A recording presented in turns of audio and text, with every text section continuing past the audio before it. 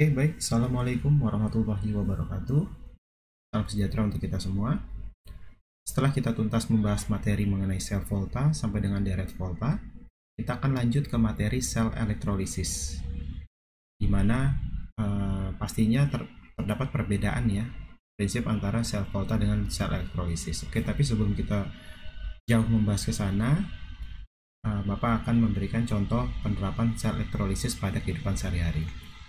Oke, di sini bisa kita lihat salah satu contohnya adalah penyepuhan logam. Nah, di sini contohnya penyepuhan logam tembaga. Oke, di sini yang digunakan yang pertama terdapat aki ya. Nah, aki ini tujuannya untuk apa? Tujuannya sebagai sumber listrik. Oke, jadi nanti sumber listrik dialirkan ke dalam rangkaian ini ya. Oke, kemudian yang jadi kutub positif itu adalah anoda. Di sini dicontohkan yang berisi dengan emas. Kemudian larutannya ada larutan aurum klorida. Nah, larutan ini harus mengandung ya kation dari anodanya. Oke. Kemudian di kutub negatif itu dihubungkan dengan katoda yang berisikan tembaga. Nanti pada saat prosesnya logam yang dari emas akan melapisi tembaga. Karena penyepuhan itu adalah proses pelapisan logam dengan logam lainnya. Nah, jadi emas nanti akan melapisi tembaga. Seperti itu ya. Contoh juga sederhananya misalnya sendok nih, sendok yang kita makan kan itu kan dilapisi dengan krom ya. Supaya apa? Supaya tidak mudah berkarat. Gitu. Oke, kita masuk ke dalam perbedaan dan persamaan sel elektrolisis dengan sel volta. Oke, kita ingat-ingat lagi pengetahuan kita tentang sel volta. Sel volta itu kan dia dapat menghasilkan listrik ya, dari energi kimia diubah menjadi energi listrik. Contohnya di sini adalah baterai kan.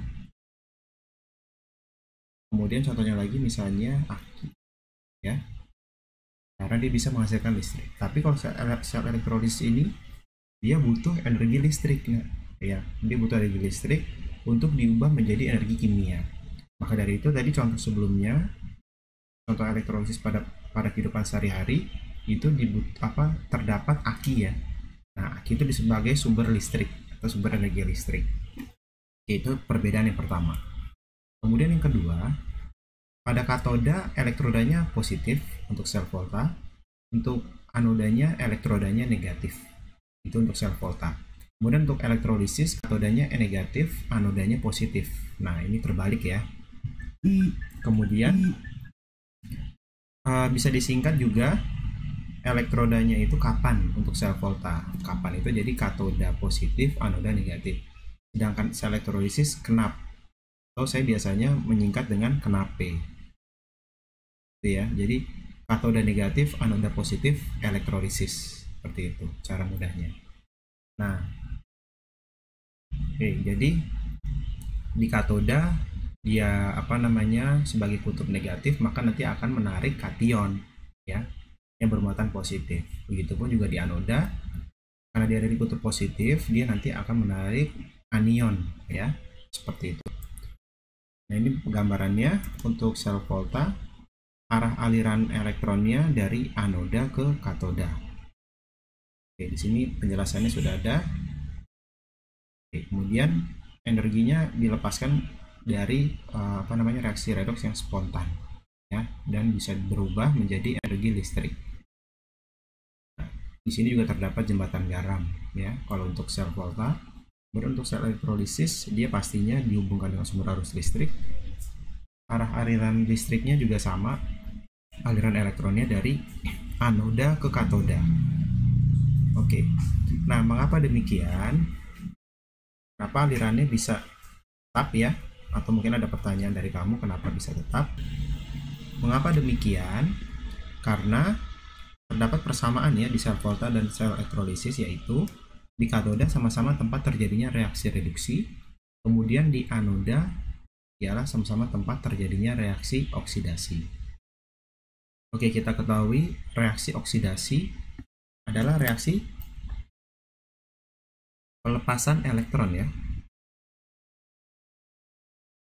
Sedangkan katoda reaksi pengikatan elektron. Sehingga arah aliran elektronnya pun sama, mengarah ke katoda. Seperti itu. Sehingga nanti di sini elektron di anodanya ini akan berkurang, ya, seperti itu. Nah, disingkat karet anoks. Katoda reduksi, anoda oksidasi. Seperti itu. Lanjut. Nah, sekarang kita lanjut ke reaksi elektrolisis pada katoda. Nah, ini yang harus kita pahami prinsipnya.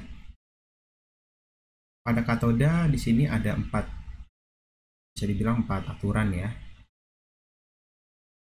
Misalnya katoda itu kan tadi, katoda kan negatif ya, kenapa?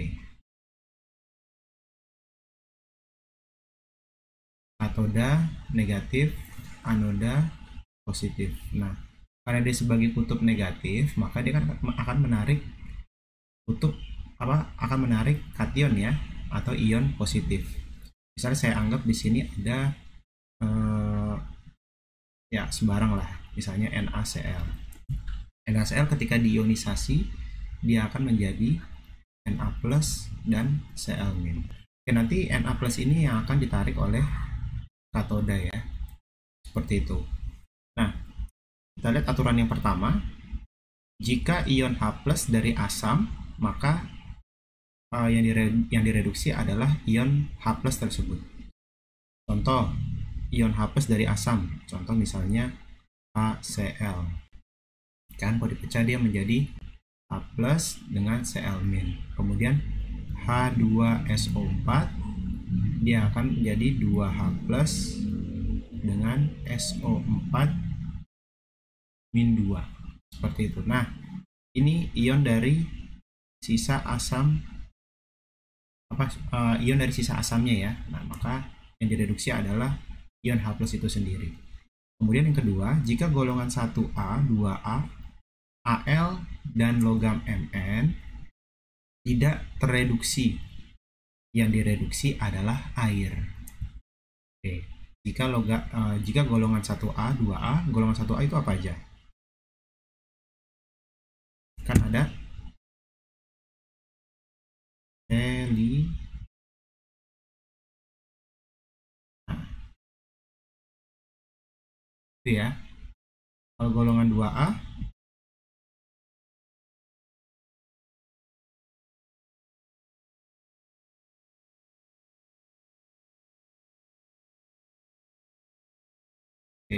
ini ya, logam dari golongan 2A.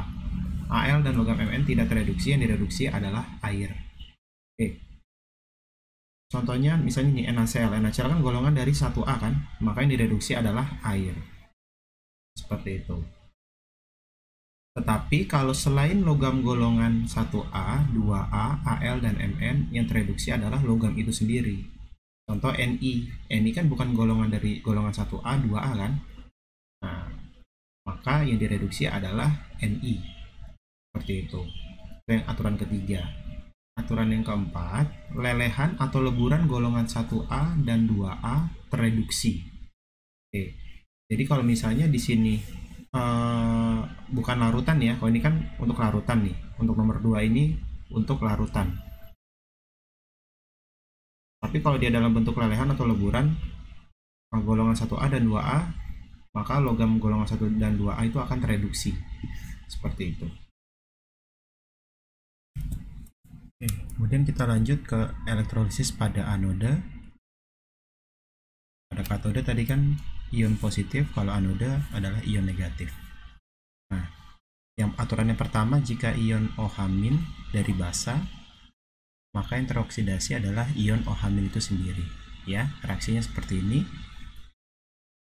Kemudian contohnya misal NaOH. Dia akan terionisasi menjadi Na+ dan OH-.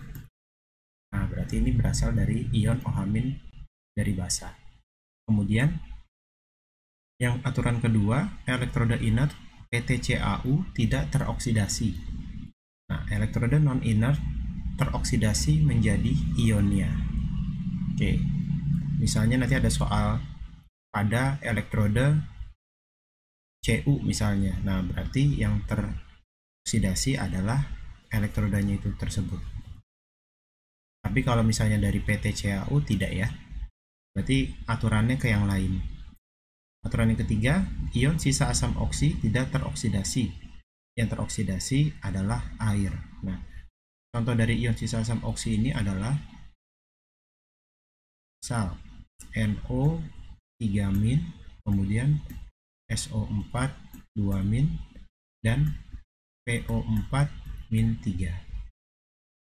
Karena ini berasal dari HNO3, ya kan? Kemudian H2SO4, kemudian dari H3PO4. Nah, jika berasal jika anionnya ini, maka yang teroksidasi adalah air. Oke, itu aturan yang ketiga. Kemudian aturan yang keempat, ion sisa asam yang tidak mengandung oksigen akan teroksidasi. Contoh Cl-. Itu dari mana? Misalnya dari HCl. Berarti H+, kemudian Cl-. Nah, itu maka yang teroksidasi adalah ion sisa asam itu sendiri. Karena dia tidak mengandung oksigen, ya. Tidak mengandung oksigen. Oke, memang banyak yang perlu kita hafalkan, tapi dengan latihan soal nanti akan terbiasa. Kita langsung ke contoh soal yang pertama. Tuliskan reaksi elektrolisis dari larutan KNO3 pada elektrode platina. Platina ini berarti kan elektrode PT ya. Kalau seperti itu berarti kita lihat aturan kedua tidak dipakai ya, karena elektrode inert PtCaO. Jadi aturan kedua untuk anoda tidak kita gunakan. Maka pertama kita ingat dulu adalah karet anox ya, yaitu katoda mengalami reduksi sedangkan anoda mengalami oksidasi. Langsung kita tulis katoda anoda. Oke, kemudian kita lihat lagi di sini larutan KNO3. Berarti langkah yang ke ini ya, aturan yang keempat ini berarti tidak kita gunakan karena di soal adalah larutan bukan lelehan atau leburan, seperti itu bacanya ya. Oke, berarti kita buat dulu reaksi ionisasinya. KNO3 K dengan O3-. Nah, kemudian kita analisa ini. K ini kan berasal dari golongan 1A. Golongan 1A larutan berarti dia akan menggunakan aturan yang keberapa. Kemudian NO3- dia dari sisa asam oksi. Berarti nanti akan menggunakan aturan keberapa. Kita lihat. Tadi karena golongan 1A larutan berarti pakai aturan yang kedua ya untuk katoda. Kemudian untuk anoda sisa asam oksi dia ada di aturan yang ketiga. Jadi kita tulis di aturan kedua, ini aturan ketiga. Kemudian kita tulis lagi katoda mengalami reduksi. Berarti karena di golongan 1 yang direduksi adalah air H2O amin. Oke, kemudian di sini H-nya sebelah kiri hanya ada 2, sebelah kanan ada 1, berarti dikalikan 2. Dikalikan 2 berarti di sini juga harus dikalikan 2 ya. Supaya hanya sama. Kemudian elektronnya di sini ada -2, di sini baru 0, maka ditambah 2E. Sebelah kanan kekurangan atom oksigen, kekurangan atom hidrogen ya. Di sini kiri ada 4, sebelah kanan baru ada 2. Maka kita tambah H2. Kemudian untuk anoda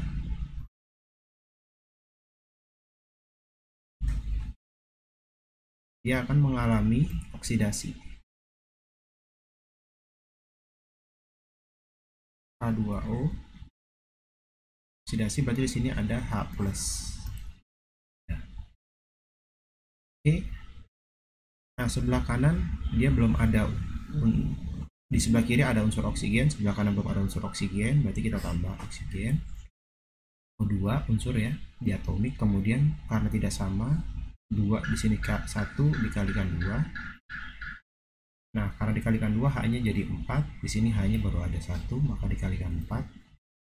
Kemudian di sini muatannya ada 0, ini ada plus 4, ini ada 0, berarti supaya seimbang ditambah 4 elektron. Setara ya. Nah, ini reaksinya yang ada di anoda. Kemudian langkah selanjutnya kita setarakan. Kita setarakan elektronnya ya. Di sini elektronnya 2, di sini 4, berarti kalikan 2, yang bawah kalikan 1. Berarti akan menjadi 2H2 4H2O ditambah 4 elektron menjadi 4OH- ditambah 2H2. Anoda dikalikan 1 menjadi 2H2O menjadi 4H plus ditambah O2 ditambah 4E. Kemudian kita setarakan, kita jumlah ya. Yang sama bisa kita coret. Ada lagi? Kalau tidak ada berarti yang sama bisa kita jumlahkan. 6H2O menjadi 4OH- ditambah 2H2 ditambah 4H plus ditambah O2. Oke. Ini reaksi jawabannya, reaksi elektrolitisnya untuk nomor pertama. Untuk nomor kedua, seperti tadi caranya, karet anox. Ini yang paling wajib. Kemudian lelehan NaCl. Nah, menggunakan elektroda grafit. Kita lihat dulu ya. Buat dulu reaksinya, lelehan NaCl. Ionisasinya dia akan menjadi Na plus dengan Cl-. Dia golongan 1. Cl- ini kan apa?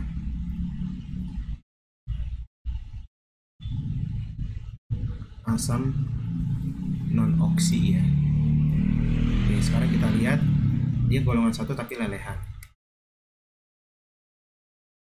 Nah, berarti dia masuk aturan keempat ya untuk katoda.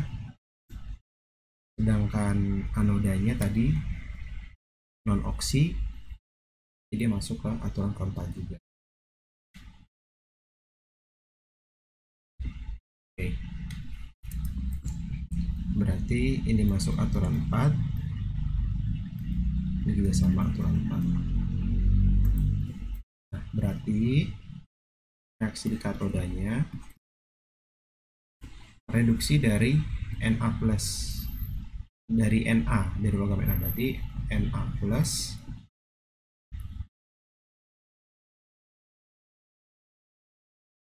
ini ya, reduksi kan dari 1 ke 0 turun. Kemudian untuk anoda oksidasi, berarti bilangan oksidasinya naik. Berarti di sini supaya naik ya, Cl, kemudian berarti di sini ada Cl-. Di sini, nah karena Cl ini kan diatomik ya, jadi di sini Cl2. Oke, sama seperti oksigen, hidrogen itu diatomik. Kemudian di sini 2, di sini 1, berarti kalikan 2. Berarti di sini tambah 2E. Ya, supaya sama elektronnya. Paham ya? Kemudian kita samakan elektronnya, dikalikan 2 kalikan 1 akan menjadi K sama dengan 2Na plus ditambah 2E menjadi 2Na. Kemudian anoda akan menjadi 2Cl- menjadi Cl2 ditambah 2E. Coret 2Na plus ditambah 2Cl- jadi 2Na ditambah Cl2.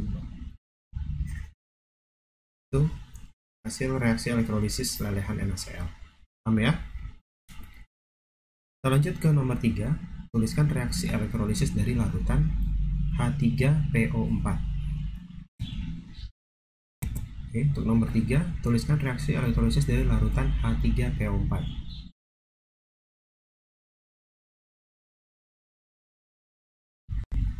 Karet anoks. Kemudian dari larutan larutan H3PO4. Oke. Kalau kita ionisasi, dia akan menjadi 3H+ ditambah PO4-3. Ini kita lihat dia ada di aturan keberapa ya. Nah, H+ dengan PO4-3-. PO4-3- sudah pasti di sisa asam oksi. Kemudian H+ di sini adalah dia berasal dari asam ya. Tadi. Nah ini. Ion H+ dari asam reduksi. Ion H+ dari asam direduksi. Nah, berarti dia aturan pertama. Kemudian untuk anoda tadi PO4 3- ya, atau -3, berarti menggunakan aturan yang ketiga. Oke, dapat. Berarti aturan yang pertama, ini aturan yang ketiga. Tapi sih nanti kalau misalnya buku kalian itu urutannya berbeda, ya tidak masalah, tinggal ngikutin aturan yang ada di buku kalian ya, sumbernya, karena beda-beda mungkin urutannya. Kemudian aturan yang pertama berarti katoda anoda. Yang direduksi adalah ion asam itu sendiri. H+ menjadi diatomik ya. Ini +2 kan, berarti ini 0, supaya sama berarti ditambah 2E min 2. Paham ya? Kemudian untuk anodanya adalah air yang dioksidasi, berarti H2O. Oksidasi berarti H+ ditambah kalikan 2 hanya jadi 4 kalikan 4. Udah sama atomnya, tinggal kita setarakan muatannya. Tambah 4E ya. Kemudian kita kalikan 2 kalikan 1 untuk menyetarakan elektronnya. Di katodanya menjadi 4H+ tambah 4E menjadi 2H2. Anodanya 2H2O menjadi 4H+ ditambah O2 tambah 4E. Coret juga sama, bisa dicoret lagi. Kalau tidak ada berarti 2H2O jadi 2H2 ditambah O2. Oke. Ini ya reaksi elektrolisisnya. Kemudian ini Bapak harap kalian nanti semakin terus berlatih, semakin terbiasa ya, dan semakin ingat dengan aturan-aturan yang ada di baik di katoda ataupun di anoda. Kemudian, nah ini penggunaan sel elektrolisis dalam industri. Yang pertama bisa dalam industri kerajinan, yaitu pada velg ya, ban mobil. Nah ini kan biasanya velg mobil ini kan supaya tidak berkarat, maka diberikan lapisan krom misalnya. Kemudian pada industri bahan kimia, misalnya dihasilkan oksigen ya, dihasilkan tabung gas oksigen ya. Kemudian pada metalurgi, ini pada pemurnian emas, seperti itu. Oke, demikian materi mengenai sel elektrolisis dan contoh soalnya. Mudah-mudahan dapat kalian pahami. Terima kasih. Assalamualaikum warahmatullahi wabarakatuh.